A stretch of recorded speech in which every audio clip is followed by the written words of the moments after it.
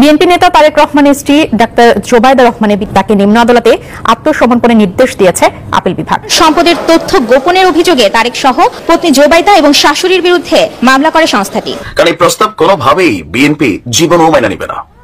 আজকে বেগম খালেদা জিয়ার বাংলাদেশে আসা এবং কি ডাক্তার জোবায়দা রহমানের বাংলাদেশে আসার পর জোবায়দা রহমান তাকে 3 বছরের কারাদণ্ড দেওয়া হয়েছে, সঙ্গে তাকে 35 লাখ টাকা জরিমানা করা হয়েছে। দর্শক, অবশেষে দেশে ফিরে স্বস্তিতে নেই জোবায়দা রহমান। তারেক রহমানের স্ত্রী জোবায়দা রহমান দেশে ফিরেছেন দীর্ঘ 17 বছর পরে নিজের শাশুড়ির সাথে এবং কোকোর স্ত্রীর সাথে। তবে দেশে ফিরলেও যেন কোনোভাবেই স্বস্তিতে নেই।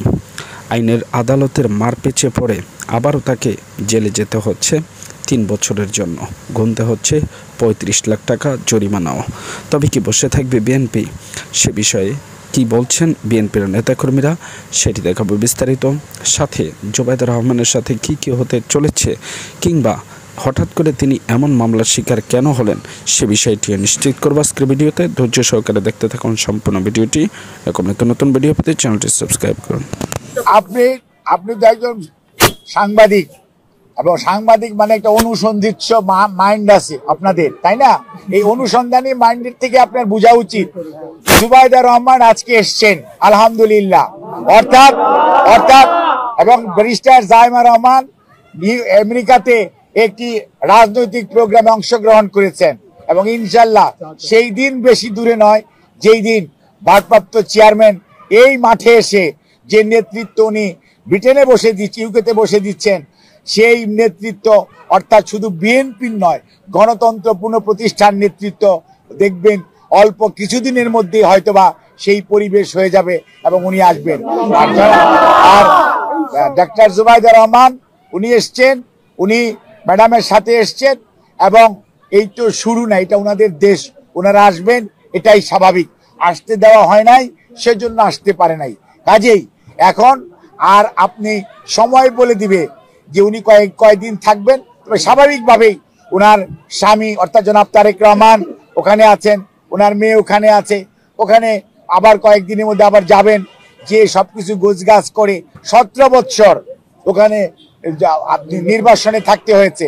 কাজেই সেটাকে গুছিয়ে এবং অতি সহসাই দ্রুতই দেখবেন জনাব তারেক রহমান সহ আবারও দেশে প্রত্যাবর্তন করবে, এবং দেশে গণতন্ত্র পুনঃপ্রতিষ্ঠার যে সংগ্রাম চলছে, অর্থাৎ এটার যে চূড়ান্ত লক্ষ্য, সেই গণতন্ত্র ওই চূড়ান্ত পর্যায়ে নেতৃত্ব দিবেন আমার দলের ভারপ্রাপ্ত চেয়ারম্যান জনাব তারেক রহমান। দর্শক, এতক্ষণ পর্যন্ত আপনারা দেখলেন যে সাবেক প্রধানমন্ত্রী খালেদা জিয়া দেশে ফেরার পরে জোবায়দা রহমান তার বিরুদ্ধে যে মামলা, সেই মামলার রায় সম্পর্কে যে তথ্যটি উঠে এসেছে এরই মধ্যে, সে ভিডিওটি আপনাদের মতামত জানাবেন কমেন্টস বক্সে।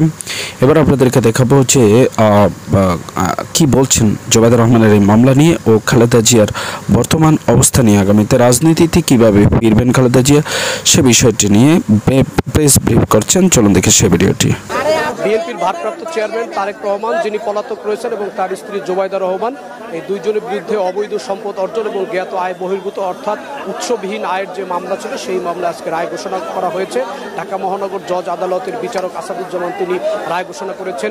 এই রায়ে তিনি যে আদেশ দিয়েছেন সেটি হচ্ছে তারেক রহমানের বিরুদ্ধে অভিযোগ প্রমাণিত হওয়া এবং তার যে সম্পদ 4,53 লাখ টাকা, সেই সম্পদের হিসেব তিনি সঠিকভাবে উপস্থাপন করতে পারেননি, এবং তার এই তথ্য গোপনের মামলায় তাকে 9 বছরের কারাদণ্ড দেওয়া হয়েছে। 2টি ধারায় 3 বছর এবং 6 বছর করে 9 বছরের কারাদণ্ড, একই সাথে তাকে 3 কোটি টাকা জরিমানা করা হয়েছে।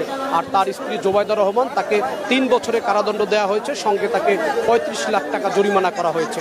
এবং এই মামলাটি বিগত 2007 সালে যে তত্ত্বাবধায়ক সরকার ছিল, সেই তত্ত্বাবধায়ক সরকার আমলে দায়ের করা কাফরুল থানার মামলা, এবং এই মামলা 2008 সালে অভিযোগপত্র দাখিল করা হয়, এবং 2008 সালে অভিযোগপত্র দাখিলের পরে এই অভিযোগপত্র এবং মামলা বাতিল চেয়ে তারেক রহমানের পক্ষে তার আইনজীবীরা হাইকোর্টে আবেদন করেন, এবং হাইকোর্টে 2017 সালে এই তারেক রহমানের আবেদনটি খারিজ করে দিয়ে মামলা চলবে মর্মে রায় দেন। এরপরে এই মামলাটি বিচারিক আদালতে চলার পরে এই মামলায় 52 জন 56 জন সাক্ষী ছিলেন, এর মধ্যে 42 জন সাক্ষী আদালতে সাক্ষ্য দিয়েছেন এবং সাক্ষী তর্ক যুক্তিতর্ক উপস্থাপন শেষে গত 27 জুলাই রায়ের জন্য দিন ধার্য করা হয়েছে এবং সেই রায় আজকে আসলো এবং এই রায়ে তারেক রহমান দোষী সাব্যস্ত হয়েছে এবং আজকের এই রায় নিয়ে তারেক রহমানের বিরুদ্ধে মোট 5টি মামলার দণ্ড দেওয়া হলো, অর্থাৎ রায় দেওয়া হলো। এর আগে